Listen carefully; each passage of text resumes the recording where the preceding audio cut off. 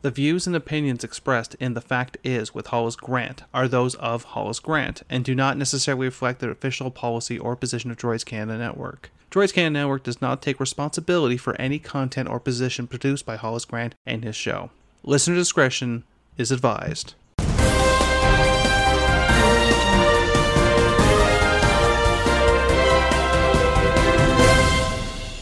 Good morning, good afternoon, and good evening. Thank you for tuning in to this edition of The Fact Is. I'm your host, Hollis Grant, and today, because it's the holiday season upon us, we are going to take a look at Christmas.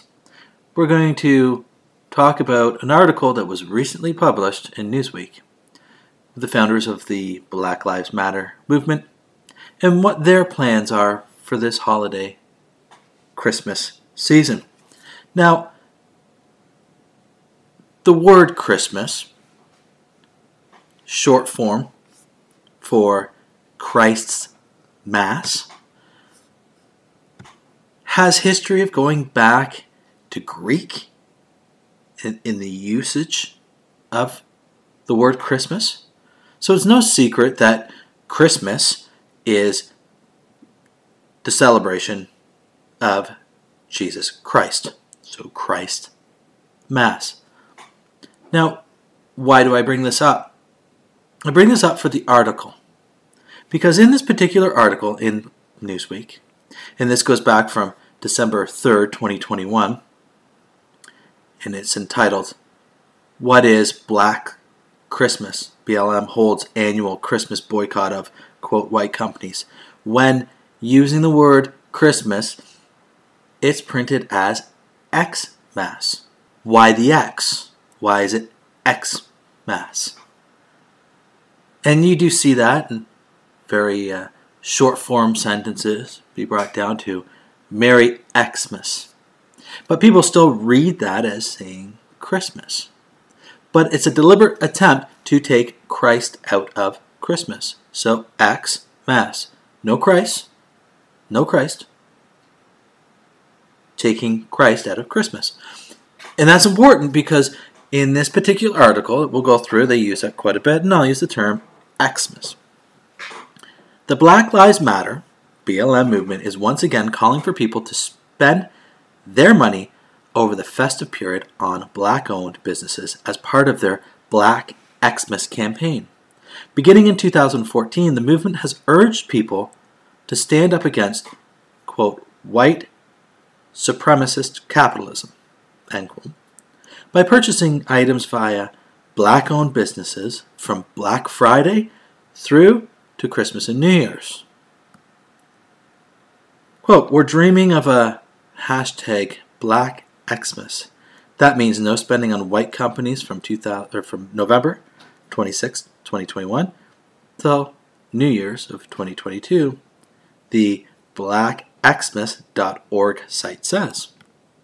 The campaign also calls for people to, quote, move your money out of white corporate banks that finance our oppression into black-owned banks and support other black organizations by making donations in the names of family members as holiday gifts. As BLM LA organizer Jen Williams reminds us, black capitalism doesn't love black people.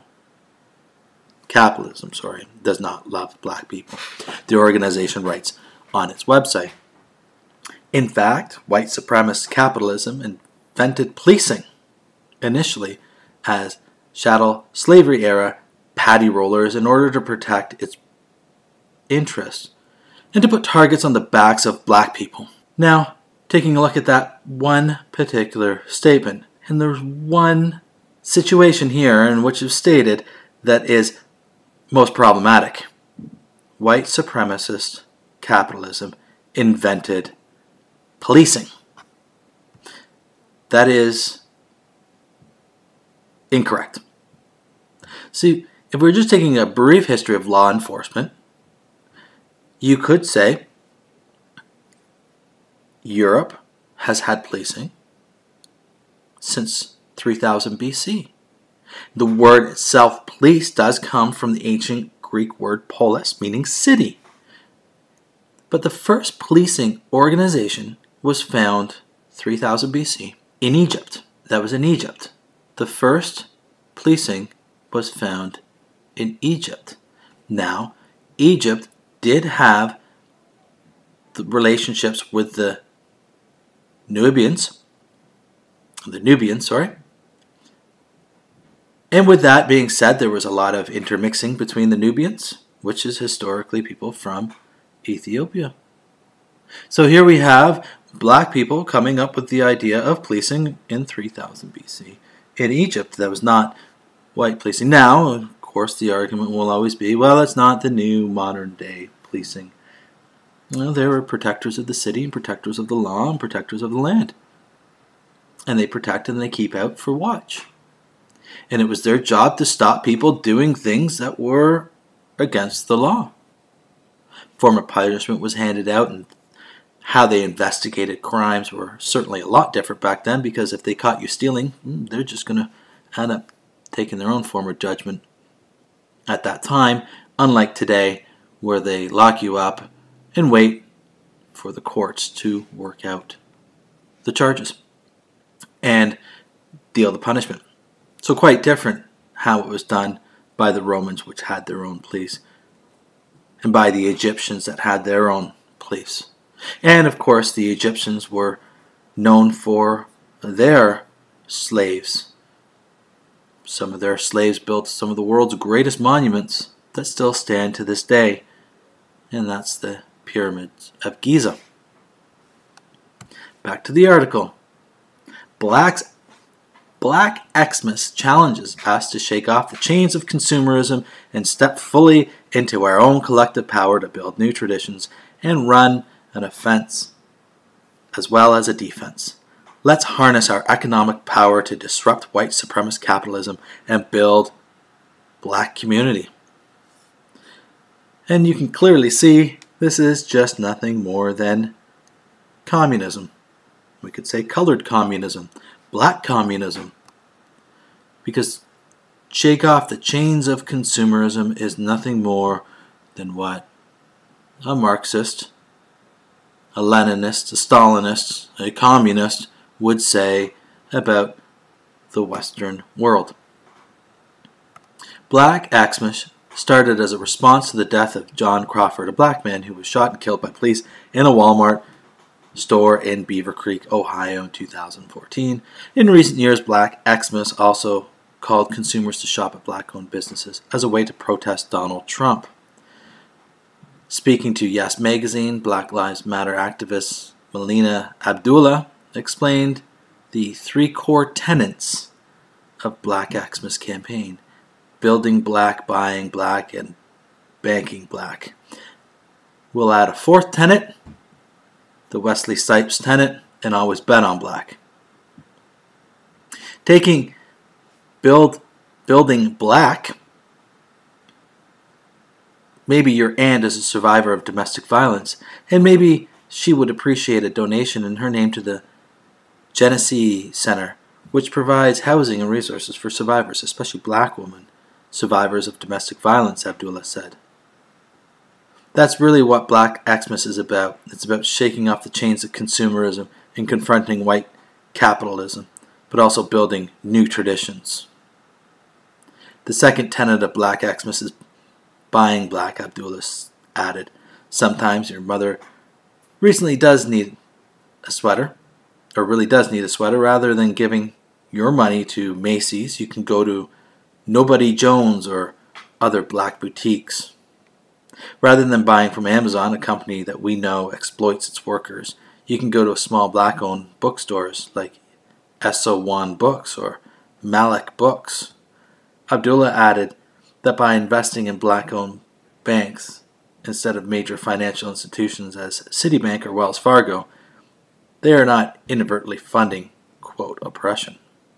Investment in private prisons or financing environmental degradation like Dakota Access Pipeline. Abdullah said the concept of Black Xmas is especially important this year, as throughout the pandemic about 40% of black-owned businesses have permanently closed. The Black Xmas campaign has its own website where people can find where to shop at black-owned businesses such as places in Los Angeles, South Bend, or in South Bend, Indiana. Perhaps Joe Biden should change his Build Back Better, so Build Back Black Better, Build Better Back. All I know is that when you look at this article and you read the article and hear what they're actually saying, really pay attention to what they're listening and what they're saying, it's nothing more than communism and socialism. And the idea of tearing down the traditions, much like the Islamists do, all across Syria, Afghanistan, blowing up traditional historical sites to rid the past. So there is no past to look at, you only have the future to work with. Forget the past. Communism is all about stopping the past, or effective communism, or the way to bring about a communist movement. Killing the past and starting new traditions going forward. Because when you lose your identity of where you've come from, you can easily change the future more rapidly. That's why when communists took over in Russia, they did their best to destroy churches, they did their best to destroy art and every institution. And that's happened the world over. China, Vietnam, Middle Eastern countries, and the list goes on. So this holiday season, I'd like to say thank you. I'd like to say thank you to all the people, middle-class Americans, all Canadians, everyone around the world that came together to donate money to Black Lives Matter during the summer of riots when it was the trendy and in thing to do. And say thank you. Thank you for giving us the gift of Black Xmas.